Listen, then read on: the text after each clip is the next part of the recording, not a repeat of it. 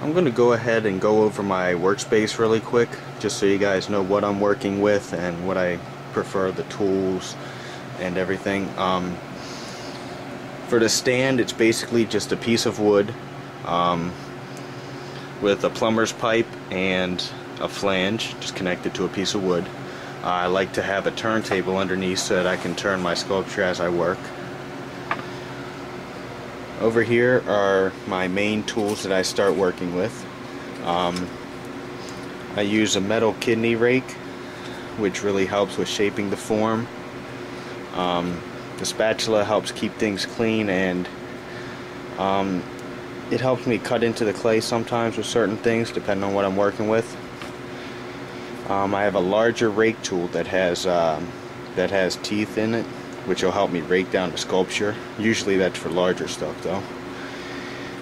I have a few wooden tools, a smaller loop tools for getting in detail.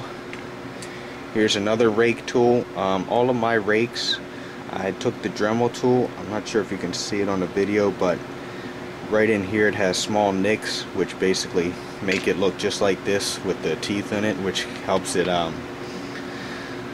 shape the form a little bit better without gouging out too much clay. And over here is just a couple small, another few metal tools. So that's my basic workspace, just masking tape and newspaper, which I'll make the ball out of to start with, and then we'll go ahead and get started.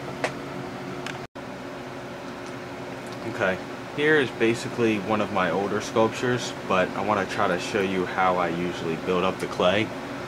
So when I'm working with, just plumber's piping, you have the piping usually comes up to about here, and I'll put a ball of newspaper right on the top, and that basically helps it so that the clay doesn't slide down the sculpture. Then when I start building up the clay, usually what I start to do is I start to just block in around the newspaper, and I'll come up with a ball that I'll turn into sort of like a light bulb shape, which will make up the main mass. Then what I usually do is I'll add a little bit of clay towards the back for the cranium. I'll still have some more up top. I'll usually add a square piece that'll start and make up the basic forehead.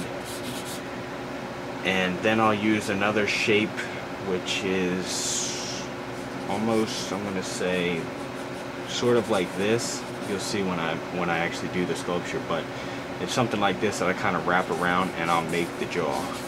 And that whole piece, that'll fill in this gap, which will make the jaw structure. Then you can add a little bit extra for the under part of the neck and so on.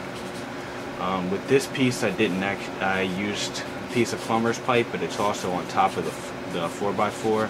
The reason I do that for some of my masks is because if I'm building a larger neck or a shoulder area, I don't really like to use armatures, so it kind of restricts what you can make. Not all of mine are actually wearable masks, so I use this 4x4 as a base, which will help support more of the weight from the shoulders. And if I want to do more bigger shoulders or a full shoulders and partial bust, that really helps to support all the clay. That's my basic process, and that's what you're going to see me do in this quick sketch. So let's go ahead and get started.